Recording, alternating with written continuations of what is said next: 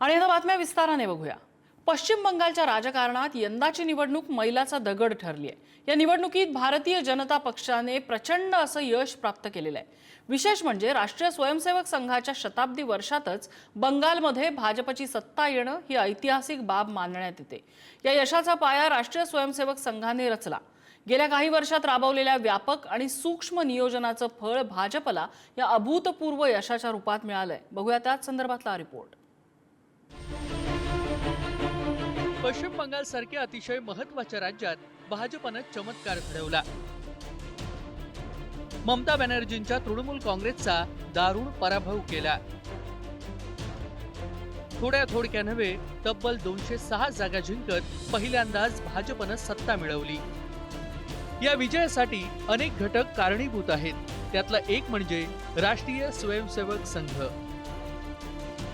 संपूर्ण संघ परिवाराच्या मायक्रो प्लॅनिंगनं भारतीय जनता पक्षाच्या विजयाची पार्श्वभूमी अत्यंत मजबूत केली. 15 वर्षापूर्वी पश्चिम बंगालमध्ये संघाच्या शाखांची संख्या केवळ 450च्या आसपास होती, जी आता वाढून 5000 पेक्षा जास्त झाली आहे. संघाच्या शताब्दी वर्षात त्यांचं राजकीय अंग असलेला भारतीय जनता पक्ष पहिल्यांदाच पश्चिम बंगालमध्ये सत्तेवरती आलाय.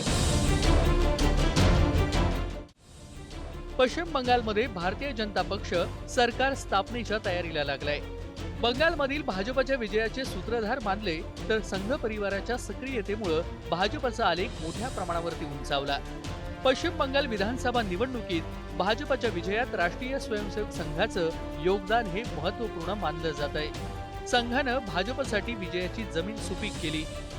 संघ आणि संघ परिवारानं लहान मोठ्या जवळपास 2.25 लाख बैठका घेतल्या आणि लोकांमध्ये जनजागृती केली. गेल्या काही वर्षात संघानं आखलेल्या व्यापक आणि सघन रणनीतीमुळे हे राज्य भाजपच्या पदरात पडल्याचं सांगितलं जात आहे.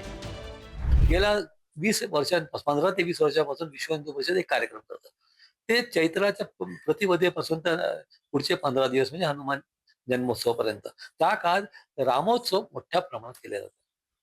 सामान्य लोकांना लक्षात येत नाही की रामोत्सव काय, पण छोट्या छोट्या गल्ल्यांमध्ये रामाच्या मूर्त्या स्थापन करायच्या, जिथे रामाचा विग्रह असेल तिथे कार्यक्रम करायचा. आणि हिंदूचं एकत्रीकरण कसं महत्वाचं आहे, हिंदू समाज देशाला कसा पुढे तारणहार राहणार आहे आणि या हिंदू समाजाच्या पाठीमागे आपण कसं उभं राहावं, हे विश्व हिंदू परिषद अनेक करत होते.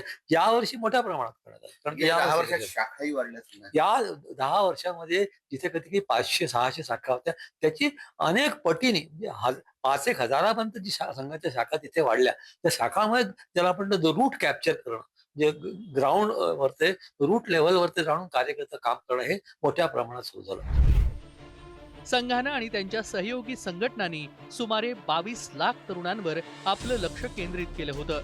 थेट ग्राउंड झिरोवर मतदारांसह नवीन मतदारांना मतदान केंद्रापर्यंत खेचून आणण्यामध्ये राष्ट्रीय स्वयंसेवक संघाची मोठी भूमिका राहिली आहे.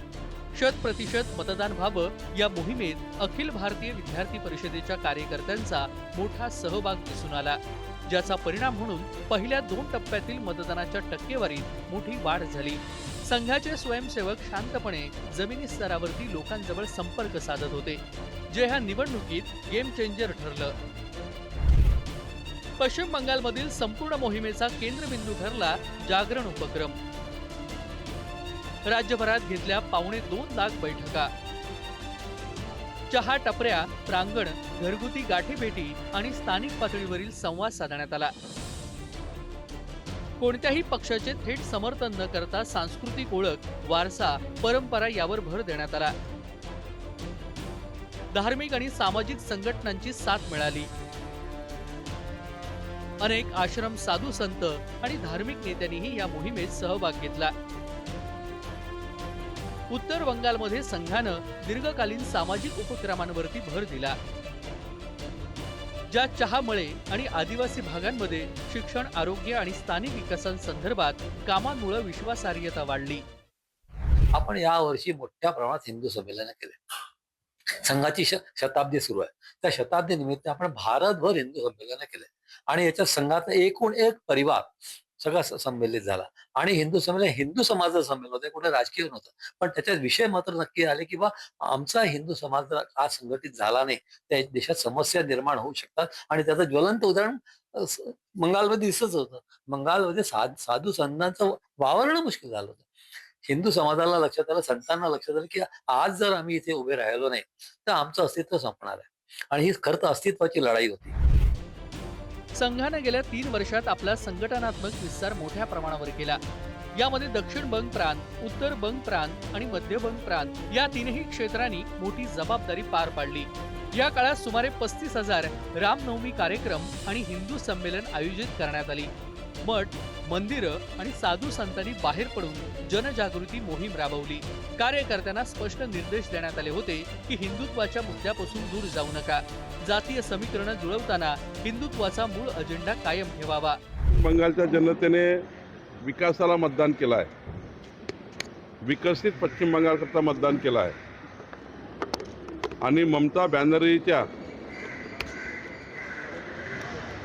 ज्या थर्ड डिग्री राजकारण ज्याला म्हणतो, थर्ड डिग्री राजकारणाला उद्ध्वस्त करण्याचं काम बंगालच्या मतदारांनी केलेलं आहे.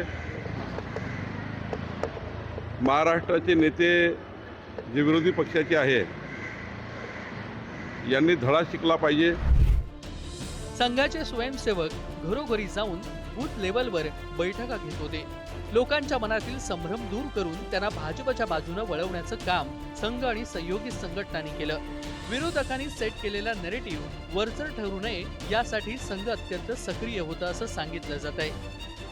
संघ परिवार आणि संघाची जी प्रचारक मंडळी आहे त्यांनी केलेलं मायक्रो प्लॅनिंग आहे, त्याचं हे यश आहे असं म्हटलं तर अतिशयोक्ती होणार नाही. कारण कसं आहे की संघाचे जे पूर्वांचलचे प्रभारी आहेत किंवा राष्ट्र कार्यकारिणी सदस्य आहेत, हे सगळी माणसं एक साथ अनेक दिवसांपासून कामाला, अनेक महिन्यांपासून कामाला लागलेली होती. पश्चिम बंगालमध्ये गेल्या 3-4-5 वर्षामध्ये ज्या काही आर्थिक, सामाजिक गुन्हे घडले, ज्या वाईट गोष्टी झाल्या, त्या गोष्टींना ही सर्व मंडळी बारीकली, पिनपॉइंटली ऑब्झर्व करत होती, पीडितांशी संवाद साधत होती आणि जनमत तयार करण्यासाठी यांनी अगदी सिंहाचा वाटा उचलला असं म्हटलं तर वावगं ठरणार नाही. देशप्रेम, बंगालचा औद्योगिक विकास आणि तरुणांचा रोजगार यावर बैठकांमध्ये भर दिला जात होता. प्रत्येक गावात 75 ते 100 कार्यकर्ते कार्यरत होते. ते लोकांचा फीडबॅक गोळा करत होते आणि त्याच फीडबॅकच्या आधारे त्या क्षेत्रातील निवडणूक रणनीती ठरवली जात होती. एकीकडे भाजप मोठ्या सभा, भव्य प्रचार यंत्रणा आणि आक्रमक भाषणांवर भर देत होता, तर दुसरीकडे संघाने शांतपणे तळागाळातील लोकांसोबतच पश्चिम बंगालमधील भद्र लोकांशी संपर्कावर भर देण्याची रणनीती आखली. आणि हीच दुहेरी रणनीती भाजपसाठी गेम चेंजर ठरली. जितेंद्र शिंगाडे, पुढारी न्यूज, नागपूर.